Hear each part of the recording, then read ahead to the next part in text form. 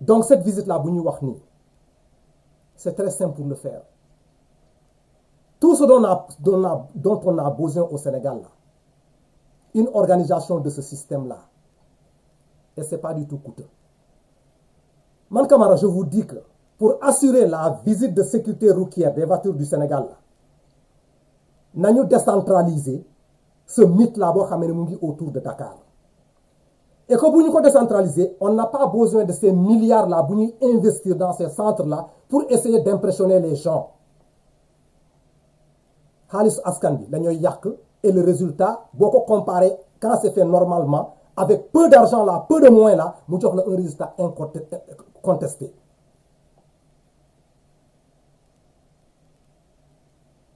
Soyons sérieux et réfléchissons sur ce que nous sommes en train de faire. Pour faire la visite de sécurité routière d'une voiture, Damalen koy expliquer. Le Sénégal, l'État du Sénégal, dafa jël cette compagnie, mu confier au bureau de Veritas parce que c'est le mythe seulement. Mais actuellement, faut demain aux États-Unis, par exemple là, c'est la police qui doit être responsable de cette voiture de sécurité, de cette visite de sécurité routière des voitures. C'est le travail de la police. Il suffit tout simplement que les gens restent autour d'une table là. La police s'organise. Nous savons exactement logistique. Les vignettes seront mises sur les voitures et que les voitures là en bonne sécurité dans la route. Et pour maintenant l'élaboration de ça, et maintenant au niveau des agents là, la visite de sécurité routière. C'est une formation pour avoir la licence. Les tests sont là. On a des écoles de formation mécanique. Puis aux États-Unis, je vous donne un exemple très simple.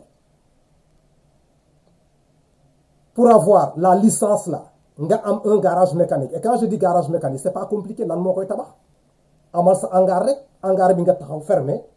On a l'électricité à l'intérieur. On a tous les petits matériaux là, c'est digne pour la mécanique. On a le pont qui soulève la voiture. L'essentiel, amal fofu, lo xamene 3 lignes ou bien 4 lignes dans ce garage-là. Dans la ligne, nga dal di ko ubbi. Uniquement pour la visite de sécurité routière des voitures. Et tu vas à la recherche d'un technicien, d'un inspecteur qui va te faire. Et état bi meuna former un inspecteur fofu. Les tests sont là. Si on demande à Camara, je peux les fournir. Nous formons des inspecteurs au Sénégal, les fils du Sénégal, nous liguez qui sont auto yi fofu. Si nous parlons nous demandons le matériel. Quel est le matériel que ça demande là? Nous, il faut nous liguer pour faire la visite de sécurité routière des voitures là. Les machines dont on a besoin. Une machine bundaw là, ça te permet de vérifier le parallélisme des phares. Après, il y a un ordinateur à côté qui te permet de communiquer directement avec le cerveau central. Ce fait que tu es police. Si tu as une vignette qui est auto jambour, si tu introduire information auto fofu, la police là doit savoir que cette vignette là aujourd'hui a été, comment dirais-je là, installée sur cette voiture par tel inspecteur. S'il y a des problèmes sur la voiture pour nous, on sait ce. Après, on a un pont. Pourquoi on a un pont? Il faut que le nek. Parce que la visite de sécurité routière là, c'est une inspection visuelle. Ça n'a rien à voir avec les grandes machines là. Imposé au Sénégal, c'est la fin, c'est la finalité. Condition première, et un inspecteur qui a au moins 2 ans d'expérience en mécanique. Au moins, il auto. Deuxième point, amal sa pont.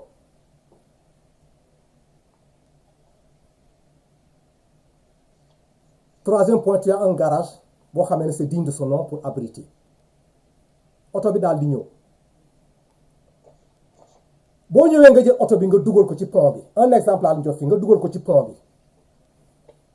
Une voiture qui a des problèmes nga teg ko ci pont bi. Boo ko yëkkati lan la lay permettre pour nga mun a nan la tuddati la comment dirais-je la comprendre exactement qu'il y a des problèmes sur cette voiture là. Ma jox leen problème direction par exemple. Le jeu là bu nekk ci direction bi. Am na un certain montant boo xamee ne un nom boo xam bu ko dépassé rek cette voiture là ne doit pas passer. Soo demee nga xool les tuyaux là les de frein là am na ni ñuy mel oto bi du jàll inspection boo ubbee tambour oto bi frein bi ci ginnaaw nga dindi ko nga xool le cylindre là bu nekk ci biir su fekkente am na fuite oto boobu warul jàll mais boo ko yóbbee dans la visite technique là les pneus en place ñu teg ko ci machine bi mu jox la un frein normal et la voiture doit s'arrêter nit ki bu koy dawal bés bi frein boobu guppi kii na la tëdd cylindre boobu di faillir parce que am na fuite doo xam kañ la mu indi la ay musiba kon la visite technique d'une voiture là qu'on parle au Sénégal là on doit changer ça en visite de sécurité routière et que les gens qui doivent le faire là ce sont des techniciens mécaniciens avec une inspection